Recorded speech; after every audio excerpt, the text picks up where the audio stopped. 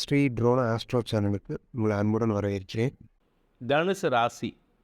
இன்று உங்களுக்கு வேலை நிமித்தமான விஷயங்களில் செலவுகள் ஏற்படக்கூடிய வாய்ப்பு இருக்குது. அது மனச்செலவோ பொருள் செலவோ ஏற்படுறதுக்கு உண்டான நேரம் இது. பொருள் செலவு ஏற்பட்டால் கவலை இல்லை. மனச்செலவு ஏற்பட்டதுன்னா, மனக்கவலை ஏற்பட்டதுன்னா அது உங்கள் குழந்தைகள் அல்லது சகோதரர்கள் மூலமாக தான் இருக்கும். அனாவசியமாக அவர்களின் தவறுகளை பெரிதுபடுத்தி பேசி உங்கள் மனசை நீங்கள் காயப்படுத்திக்காதீங்க.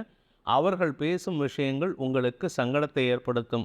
வியாபார ரீதியாக உங்களுக்கு சில மாற்றங்கள் செய்வதற்குண்டான சூழ்நிலை சாதகமாக இருக்குது.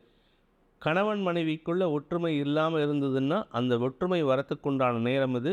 பெண்களுக்கு ஆரோக்கிய விஷயத்தில், அதுவும் நீங்கள் 40 வயசுக்கு மேலே ஆனவங்களாக இருந்தால் ஆரோக்கிய விஷயத்தில் சற்று கவனமாக இருந்துக்கிறது நல்லது.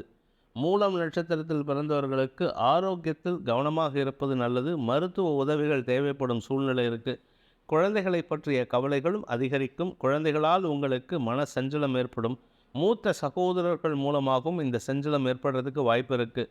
மொத்தத்தில் இன்றைக்கி மனச்செலவுகள், மன விரயங்கள் ஏற்படுகின்ற நாள். பூராடம் நட்சத்திரத்தில் பிறந்தவர்களுக்கு ஆரோக்கிய முன்னேற்றம் ஏற்படக்கூடிய வாய்ப்பு இருக்குது. அந்த ஆரோக்கிய முன்னேற்றத்திற்காக செலவுகள் ஏற்படும். வீடு மனை மாற்றத்திற்கும் வாய்ப்புகள் ஏற்படும். அதே சமயம் உங்களுக்கு சந்தோஷமான அனுபவங்களை பெறுவதற்காக செலவுகள் ஏற்படக்கூடிய வாய்ப்பு இருக்குது. உத்திராடம் நட்சத்திரத்தில் பிறந்தவர்களுக்கு தந்தையை பிரிந்து வாடும் குழந்தைகள் தந்தையுடன் இணைவதற்குண்டான வாய்ப்பு ஏற்பட்டு அதற்குண்டான செலவுகள் ஏற்படுறதுக்கு வாய்ப்பு இருக்குது. அதாவது செலவு பண்ணி அப்பா இருக்கிற ஊருக்கு போகிற மாதிரி சூழ்நிலை வருது. அதற்காக அந்த குழந்தையின் பெற்றோர் செலவுகளை ஏற்படுத்தி கொள்வதற்கு உண்டான நேரம் இது. அதே சமயம் ஆரோக்கிய விஷயத்தில் கொஞ்சம் கவனமாக இருந்துக்கோங்க. ஸ்ரீ ட்ரோனா ஆஸ்ட்ரோ சேனலை சப்ஸ்கிரைப் பண்ணுங்கள்.